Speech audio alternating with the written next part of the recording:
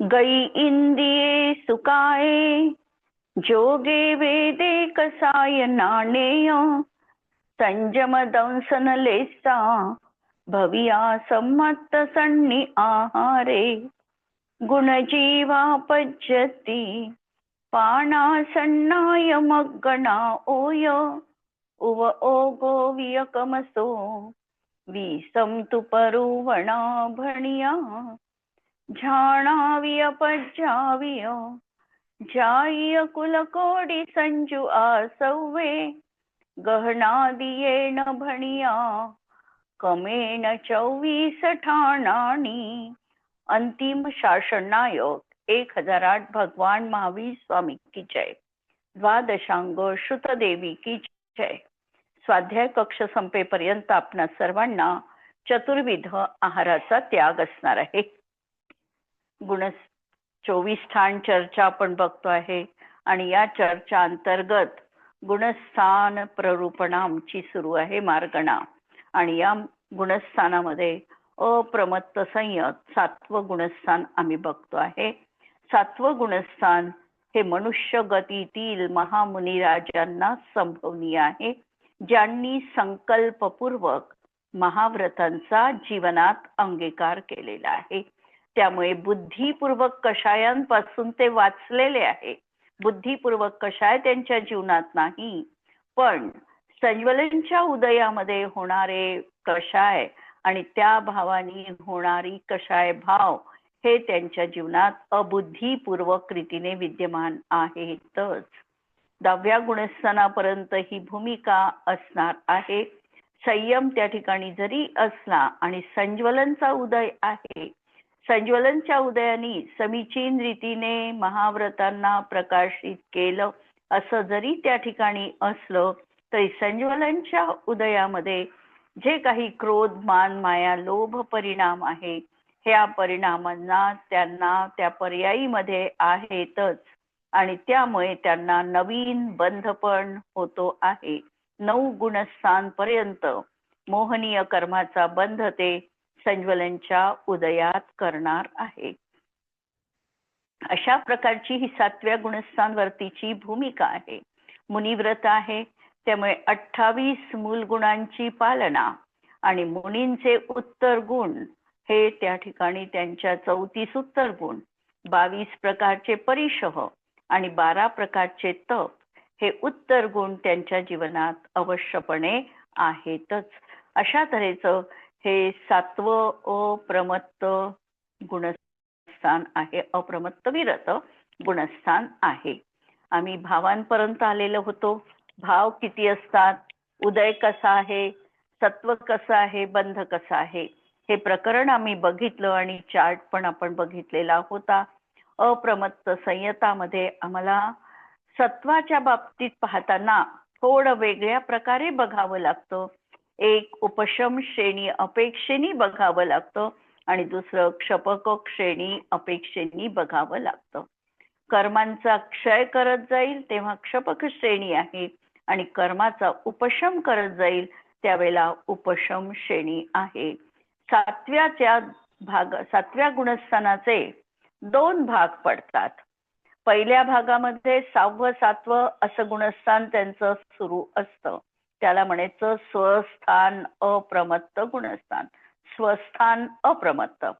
आणि दुसरा पुढे चालून जेव्हा तो आता श्रेणी म्हणजे चारित्र्य प्राप्तीसाठी उद्यम करण्यास उद्युक्त होणार आहे, त्यावेळेला तो 7व्या गुणस्थानाच्या दुसऱ्या भागामध्ये प्रवेश करतो, ज्याला म्हटलेलं आहे सातिशय अप्रमत्त.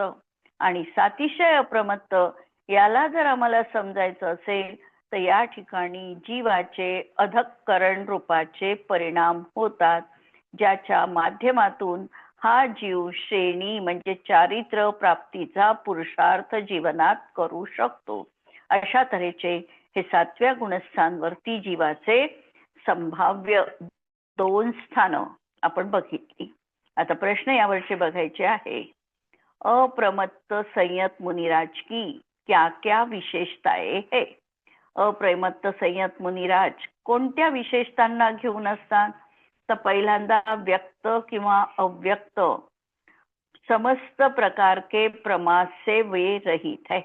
6व्या गुणस्थानापर्यंतच प्रमाद अवस्था असते आणि 7व्यापासून तो जीव अप्रमत्त आहे. प्रमादाचे आपण भेद बघितलेले होते. 15 भेद प्रमादाचे आहे. विकथा 4 प्रकारच्या विकथा, 4 प्रकारचे कषाय, 5 इंद्रियांचे विषय, नंतर निद्रा आणि स्नेह, अशा तऱ्हेने हे 15 प्रमादाचे भेद आहे. आणि याला जर आम्ही गुणाकार केलं तर प्रमादाचे उत्तरभंग आम्हाला मिळतात. 80 तऱ्हेचे उत्तरभंग मिळतात. म्हणजे समजा या उत्तरभंगामध्ये आम्ही बघितलं की एखादा जीव स्पर्शनेंद्रियाच्या वशीभूत होऊन क्रोध कषायाच्या आवेगामध्ये स्त्री कथा विवेचन किंवा विवरण करतो आहे आणि तो निद्रा आणि स्नेहानी सहित आहे. अशा तऱ्हेचे जर हे भंग लावत गेलो आम्ही तर एकूण 80 भंग बनतात. आणि या दृष्टीने विचार करायचा आहे की एकच विकथा किंवा एकच कषाय, पण जर आम्ही विषय बदलवत राहिलो तर त्याचे किती वेगवेगळ्या तऱ्हेने आविष्कार आम्हाला दिसू शकतात. आणि या सगळ्यांचं चिंतन प्रमादामध्ये केल्या जाऊ शकतं की आम्ही जीवनात अशा तऱ्हेने प्रमाद करतोय. कधी कायकृत प्रमाद नसेल आमच्या जीवनात, परंतु कधी कधी मन वचन कायपूर्वक प्रमाद जीवनात असू शकतो. कधी स्पर्शनेंद्रिय जनित प्रमाद असू शकतो तर कधी रसनेंद्रिय जनित प्रमाद असू शकतो. कधी स्त्री कथेचा प्रमाद असू शकतो. कधी तर भोजन कथा किंवा राष्ट्रकथा किंवा चौर्य कथा या संबंधामध्ये जीवनात प्रमाद असतो. किंवा कधी कधी आम्ही कषायांनाही म्हणू शकतो की क्रोधाच्या आवेशात, मानाच्या, मायेच्या आणि लोभाच्या आवेगामध्ये हा जीव प्रमाद करतो. अशा तऱ्हेने मुनींच्या जीवनात हा कोणत्याही प्रकारचा प्रमाद त्या ठिकाणी असणार नाही. पहिली भूमिका सांगितली. दुसरी भूमिका सांगितली की महाव्रत मूलगुण आणि उत्तर गुण की माला से मंडित है. आता उत्तर गुणही त्यांच्या जीवनात आहे, मूल गुणही त्यांच्या जीवनात आहे आणि महाव्रताचा तर त्यांनी संकल्पपूर्वक स्वीकार केलेला आहे. व्रत तोपर्यंत म्हटल्या जात नाही जोपर्यंत व्यक्ती संकल्पपूर्वक ते ग्रहण केलेच जात नाही. पहिल्यांदा तर संकल्प करावा लागतो की मला ही गोष्ट स्वीकार्य आहे, मी या गोष्टीचा मन वचन कायपूर्वक त्याग केलेला आहे.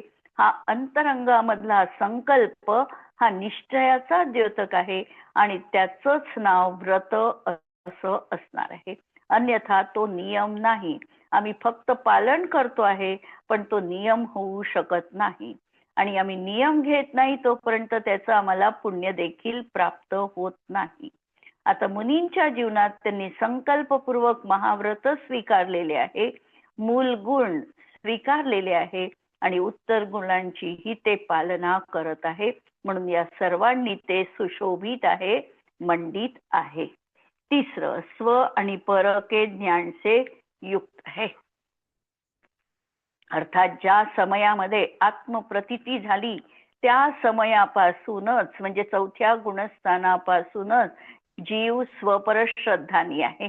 त्याला स्वची मर्यादा ज्ञात आहे आणि पर कुठून आहे आणि कोण आहे याची पूर्ण श्रद्धा 4थ्या गुणस्थानामध्ये त्याच्या जीवनात आलेली आहे.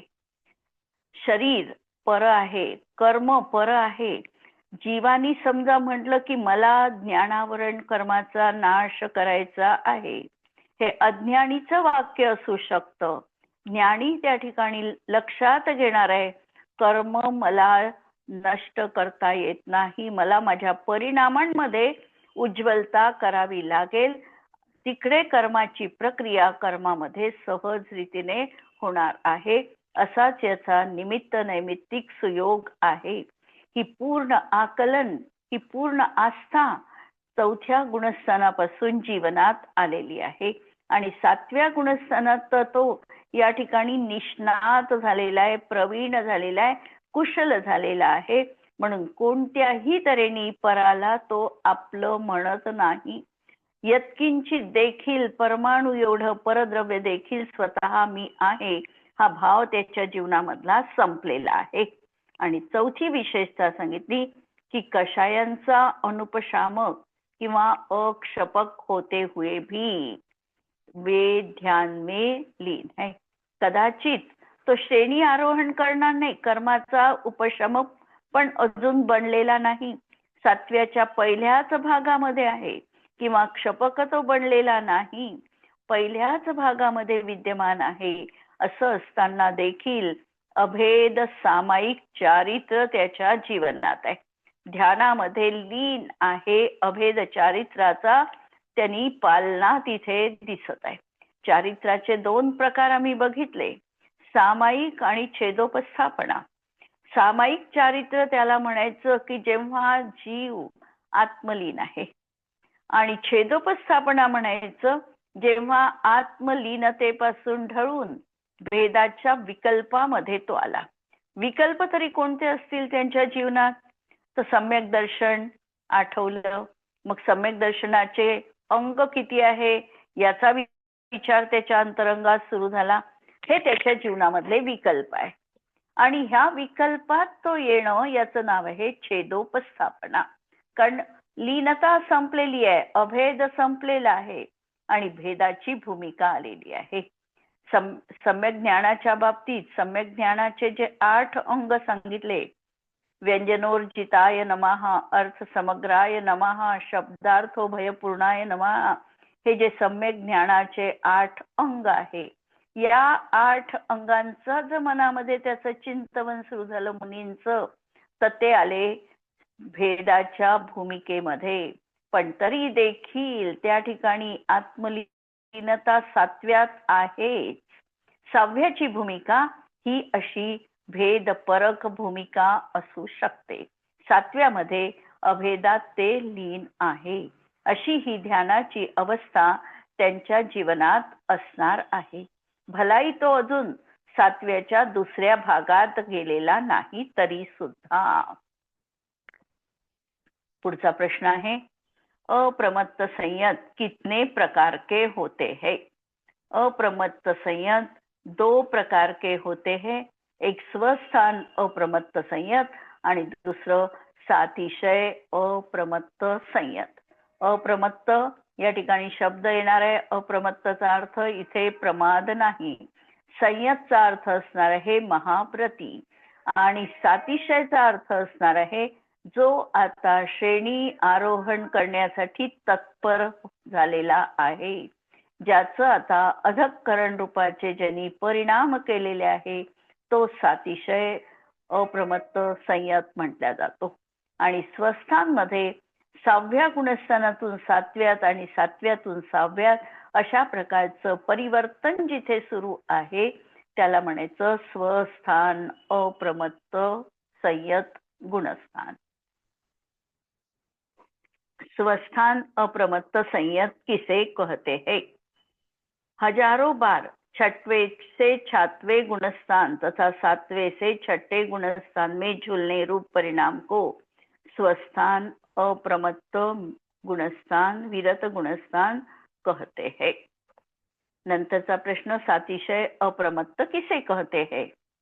जो उपशम व क्षपक श्रेणी चढ़ने के सन्मुख हो उसे सातिशय अप्रमत्त गुणस्थान कहते हैं. श्रेणी आरोहण करणं याचा अर्थ चारित्र प्राप्तीसाठी पुरुषार्थ करणं. आतापर्यंत चारित्र हे क्षायोपक्षमिक चारित्र आहे. 5, 6 आणि 7 या गुणस्थानामधलं चारित्र जे आहे हे क्षायोपक्षमिक चारित्र आहे, आणि इथून तो आता एक तर उपशम चारित्र प्राप्त करेल किंवा द्वितीयोपशम किंवा क्षपक चारित्र म्हणजे क्षायिक चारित्राची प्राप्ती करेल. एक तर औपशमिक चारित्राची प्राप्ती करेल किंवा क्षायिक चारित्राची प्राप्ती करेल. याच्या पुढचं जे चारित्र असणार आहे ते औपशमिक किंवा क्षायिक चारित्र म्हटल्या जाणार आहे. म्हणून उपशम या क्षपक श्रेणी चढ़ने के सन्मुख उसे सातिशय अप्रमत्त गुणस्थान कहते हैं। सातवें गुणस्थान से उपशम श्रेणी पर आरूढ़ होने के अभिमुख होता है, तब अधःकरण, अपूर्वकरण, अनिवृत्तिकरण में से अधःकरण प्रवृत्तकरण करता है, उसको सातिशय अप्रमत्त कहते हैं। जिस प्रकार प्रथमोपशम सम्यक्त्व के सन्मुख जीव सातिशय मिथ्या दृष्टि होता है, उसी प्रकार जो अधः प्रवृत्तकरण अप्रमत्त संयत है वह सातिशय अप्रमत्त कहलाता है। उदाहरण दिलं, मिथ्यात्व गुणस्थानामध्ये आपण दोन तऱ्हेचे जीव बघू शकतो, एक मिथ्या दृष्टी जीव आणि दुसरा सातिशय मिथ्या दृष्टी जीव। मिथ्या दृष्टी जीव अजूनपर्यंत तो कर्ण परिणामाला प्राप्त झालेला नाही, त्या जीवाला साध मिथ्या दृष्टी जीव म्हटल्या जातो। पण ज्यांनी आता कर्ण परिणामाला प्रारंभ केलेला आहे आणि निश्चितपणे त्याचं मिथ्यात्व नष्ट होऊन सम्यक्त्वामध्ये परिवर्तित होणार आहे, अशा जीवाला सातिशय मिथ्यादृष्टी जीव असं म्हटल्या जातं। जेव्हा करण परिणाम करेल तेव्हाच, जेव्हा प्रायोग्य लब्धी होईल किंवा देशना लब्धी होईल तोपर्यंतही त्याचं निर्णय नाही आहे की ते सम्यक्त्वाला प्राप्त करेल। पण करण लब्धीमध्ये आता निश्चितपणे तो सम्यक्त्व प्राप्त करणारच आहे, म्हणून त्या जीवाला सातिशय मिथ्यादृष्टी जीव म्हटल्या जातं। त्याप्रमाणे इथे सातव्या गुणस्थानात सुद्धा आता निश्चितपणे तो चारित्र औपशमिक किंवा क्षायिक करणारच आहे, या दृष्टीने त्याला सातिशय अप्रमत्त जीव म्हटल्या जातात। उपशम श्रेणी के सन्मुख वेदक सम्यक दृष्टि जीव अनंतानुबंधी का विसंयोजन करके अंतर्मुहूर्त काल पर्यंत अध प्रवृत्त अप्रमत्त कहलाता है। उपशम चारित्र के सन्मुख वेदक सम्यक दृष्टि जीव। आता दोन तऱ्हेचं परत आपल्याला थोडं इथे स्पष्टीकरण लक्षात घ्या। सातव्या गुणस्थानामध्ये एखादा जीव आहे, ज्या जीवाजवळ सम्यक्त्व कोणतं राहू शकतं? पहिल्यांदा हा प्रश्न। सातव्या गुणस्थानवरती जीवाजवळ सम्यक्त्व किती तऱ्हेचं आहे? सम्यक्त्व किती तऱ्हेचं असू शकतं सातव्या गुणस्थानवरती जीवांजवळ?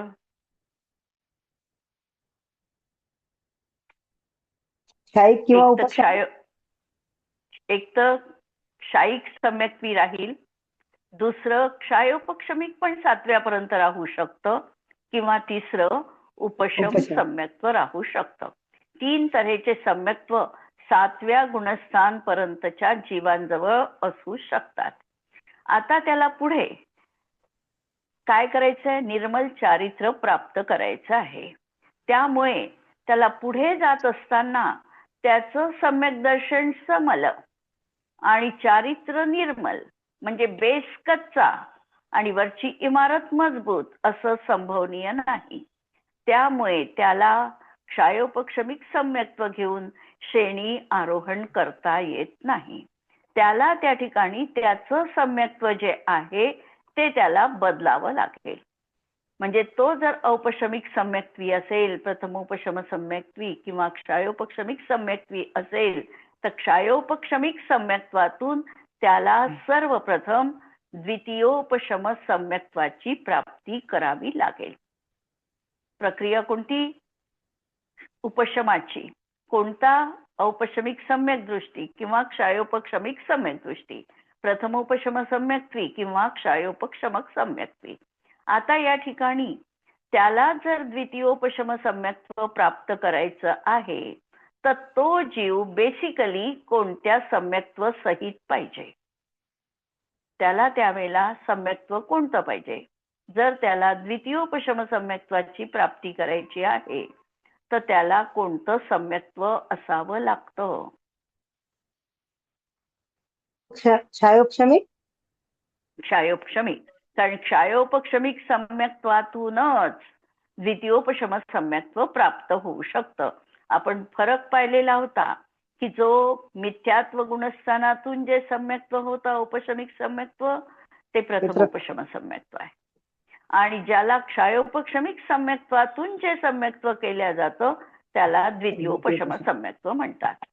आता द्वितीयोपशम सम्यक्त्व प्राप्त करण्याच्या पूर्वी त्याला सर्वप्रथम क्षयोपशमिक सम्यक्त्व त्याचा आहे. या सम्यक्त्वातून द्वितीयोपशम त्याला प्राप्त करायचा आहे. त्यावेळेला सर्वप्रथम त्याला अनंतानुबंधीची विसंयोजना करावी लागते. सगळ्यात पहिल्यांदा कार्य करावं लागतं अनंतानुबंधीची विसंयोजना. आणि अनंतानुबंधीची विसंयोजना करण्यासाठी त्याला करण परिणाम करावे लागतात. अधःकरण, अपूर्वकरण आणि अनिवृत्तीकरण. 3 करण परिणाम त्याला सर्वप्रथम करावे लागतात. हे परिणाम केल्यानंतर त्याचं अनंतानुबंधी सत्तेमधून निघून जातं याचा अर्थ सत्तेमधून ते कन्वर्ट होतं. म्हणजे अप्रत्याख्यानावरण प्रत्याख्यानावरण संज्वलन रूपाने बदलतं. इथपर्यंत झालं. पहिल्यांदा हे कर्ण परिणाम त्याचे झाले. आता दुसऱ्यांदा त्याला त्या विसंयोजना झालेली आहे. आता त्याला परत अधःकरण, अपूर्वकरण आणि अनिवृत्तीकरण रूपाचे परिणाम करून दर्शन मोहनीयाच्या 3 प्रकृतींचा म्हणजे मिथ्यात्व, सम्यक मिथ्यात्व आणि सम्यक प्रकृती यांचा उपशम करावा लागेल. अंतरकरण रूप उपशम करावा लागतो. कोणता उपशम? अंतरकरण रूप उपशम करावा लागतो. तेव्हा तो कुठे द्वितीयोपशम सम्यक दृष्टी बनतो. म्हणजे 2दा करण परिणाम झाले. पहिलं करण परिणाम केला अनंतानुबंधीची विसंयोजना होताना. नंतर परत विश्राम करून असं म्हणण्याची एक रूढी आहे, परंपरा आहे. याचा अर्थ असा समजायचा की नवीन शुद्धीसाठी त्याचा पुरुषार्थ करून. कारण शुद्धी पहिल्याची संपली. आता परत जोर मारून, परत पुरुषार्थ करून, परत अटेम्प्ट करून त्याला या 3चा उपशम करावा लागला. 3चा दर्शन मोहनीयाच्या 3चा मिथ्यात्व, सम्यक मिथ्यात्व आणि सम्यक प्रकृती यांचा त्यांनी उपशम केला. उपशम केल्यानंतर तो बनला आता द्वितीयोपशम सम्यक दृष्टी. द्वितीयोपशम सम्यक दृष्टी झाल्यानंतर सहस्रवार 6वं 7वं असं गुणस्थान त्यांनी प्राप्त केलं आणि तो सातिशय अप्रमत्त बनला. सातिशय अप्रमत्त बनला म्हणजे परत तिसऱ्यांदा चारित्रासाठी करण परिणाम करतो आहे. त्यातला पहिला अधःकरण रूपाचा परिणाम तिथे त्यांनी प्राप्त केला. आणि नंतर मग 8वं गुणस्थान अपूर्वकरण आहेच. तर अधःकरण रूपाचे परिणाम या गुणस्थानात त्यांनी इथे केलेले आहेत.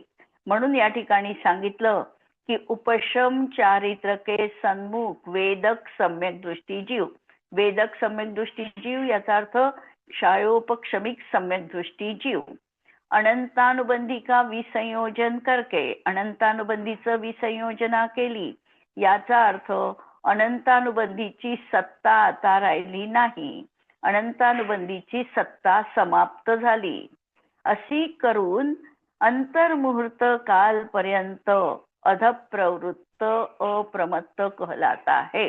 आणि नंतर तो अशा प्रकारे परत विशुद्ध भावाला प्राप्त झाला की ज्या विशुद्ध भावाला म्हटलं की त्यांनी आता अधप्रवृत्त करण परिणाम केलेले आहे. तेव्हा तो झाला सातिशय अप्रमत्त जीव. इथपर्यंत क्लिअर आहे सगळ्यांना? पुढे घेऊ. आता श्रेणी किसे कहते है. आम्ही नेहमी श्रेणी चढायची आहे, श्रेणी आरोहण करणं आहे अशा प्रकारचे शब्द वापरतो. पण श्रेणी म्हणजे काय नेमकं? जहां चारित्र मोहनीय कर्म की 21 प्रकृतियों का क्षय या उपशम होता है उसे श्रेणी कहते हैं. श्रेणी कर आरोहण करणं याचा अर्थ चारित्र प्राप्तीसाठी पुरुषार्थ करणं. औपशमिक चारित्र्य प्राप्त करेल किंवा क्षायिक चारित्र्य प्राप्त करेल. आता त्याच्या जीवनात दर्शन मोहनीयाच्या 3 प्रकृतीचा एक तर उपशम झालेला आहे आणि तो द्वितीयोपशम सम्यक दृष्टी बनलेला आहे. असा द्वितीयोपशम सम्यक दृष्टी जो आहे हा याला एकच श्रेणी त्या ठिकाणी खुली आहे आणि ती आहे औपशमिक श्रेणी, उपशम श्रेणी. उपशम श्रेणीमध्ये चारित्र मोहनीयाच्या त्याच्याजवळ ज्या 21 प्रकृती सत्तेमध्ये राहिलेल्या आहेत, अनंतानुबंधी सोडून 4, बाकीच्या 21 म्हणजे अप्रत्याख्यानावरण, प्रत्याख्यानावरण, संज्वलन 12 या आणि नो कषाय या 21 प्रकृतींचा त्याला उपशम करावा लागतो. आणि हा उपशम केला जातो परत अंतर पाडून केला जातो. अंतर पाडून केला जातो याचा अर्थ ज्या कर्म प्रकृती पहिल्यांदा भोगण्यायोग्य आहे त्याला आधी भोगून टाकणं, नंतर भोगण्यायोग्य असेल त्याला नंतर भोगण्यायोग्य करणं आणि अंतर मुहूर्त कालपर्यंत एकही प्रकृती तिथे सत्तेत म्हणजे उदयात नसणं, सत्तेत आहे पण उदयात नसणं असं करणं याचं नाव आहे अंतरकरण रूप उपशम. आणि हा उपशम फक्त मोहनीय कर्मातच होऊ शकतो. म्हणून इथे 21 प्रकृतींचा उपशम करून जे चारित्र त्या जीवाला प्राप्त होईल त्याला म्हटलं जातं औपशमिक चारित्र. आणि ही गुणस्थानं असणार आहे 7 मध्ये सुरुवात केली, 8, 9, 10 आणि 11 अशी ही औपशमिक चारित्राची 4 गुणस्थानं असणार आहे. पहिली कॅटेगरी 1 संपली. इथे आता विषय आपल्याला थोडा चेंज करून बघायचा आहे. पहिला हा आपण जीव बघितला, हा औपशमिक सम्यक दृष्टी ज्याने द्वितीयोपशम प्राप्त केलेला आहे तो बघितला. आता आपल्याला असा जीव पाहायचा आहे की ज्याने कर्माचा, दर्शन मोहनीय कर्माचा क्षय करून जो क्षायिक सम्यक्त्वी बनलेला आहे असा जीव पाहायचा आहे. आता क्षायिक सम्यक्त्व त्यांनी प्राप्त केलेलं आहे. त्यांनी महाव्रतांचा अंगीकार केलाय. 6व्या 7व्या गुणस्थानात आता आरोहण सुरू आहे, स्थिती बदलत आहे. 6वं 7वं असं गुणस्थान होत आहे आणि असा जीव त्याली आता क्षपक श्रेणी किंवा उपशम श्रेणी तो आरोहण करणार आहे. त्याच्यासाठी 2 जिने खुले आहे. एक तर तो पायऱ्यानी जाऊ शकतो किंवा एक तर तो लिफ्टनी जाऊ शकतो. म्हणजे एक तर उपशम करत जाऊ शकतो, एक तर क्षय करत जाऊ शकतो. 2 तऱ्हेचे ऑप्शन त्याच्याजवळ आहे. आता हा जो जीव आहे याला क्षायिक सम्यक्त्व असल्यामुळे या वेदक सम्यक्त्वातून त्याला व्हायची गरज नाही. म्हणून त्याला 3 करण पहिले जे याला झालेले होते अनंतानुबंधीची विसंयोजना करण्यासाठी ते करायची गरज नाही. दुसरं, परत कर्माचा, दर्शन मोहनीय कर्माच्या 3 प्रकृतींचा उपशम करण्यासाठी परत त्यांनी करण केले होते, तेही करण्याची आता याला गरज नाही. आता हा जीव डायरेक्ट 7व्याच्या दुसऱ्या भागामध्ये म्हणजे सातिशय अप्रमत्त मध्ये चारित्र प्राप्तीसाठीच अधःकरण रूप परिणाम करणार आहे. या ठिकाणी तो आता उपशम श्रेणी चढेल किंवा क्षपक श्रेणी चढेल. फक्त लक्षात हे ठेवायचं की आता 7च्या पुढे जाणारा श्रेणी आरोहण करणारे कोणीही जीव असेल तर ते चतुर्थ काळातच संभवनीय आहे.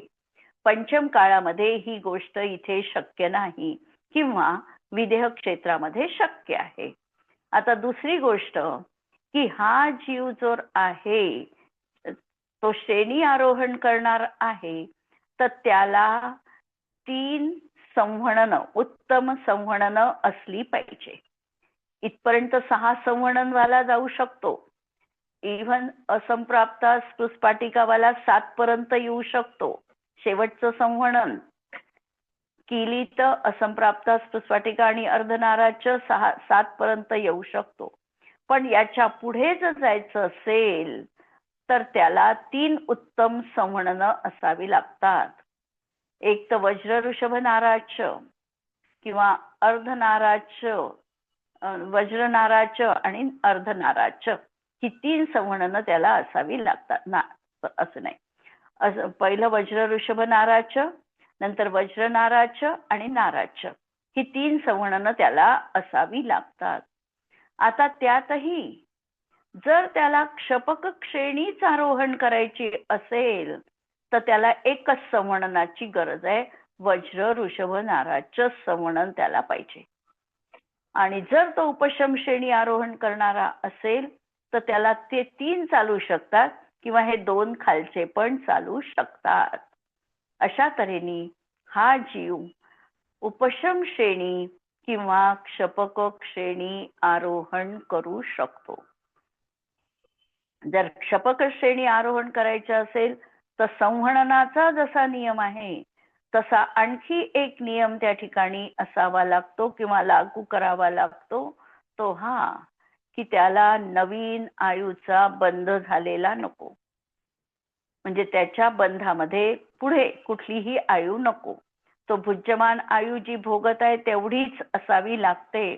3ही आयूचा त्याला कोणत्याही आयूचा बंध झाला नसला पाहिजे, तरच तो क्षपक श्रेणी आरोहण करू शकतो. तर अशा प्रकारे या विशेषता अजून काही असणार आहे आणि ह्या विशेषतांचं वर्णन आपण उद्याला बघू. आज आपण या ठिकाणी थांबूया. यावर कुणाला काही प्रश्न असेल तर विचारू शकता.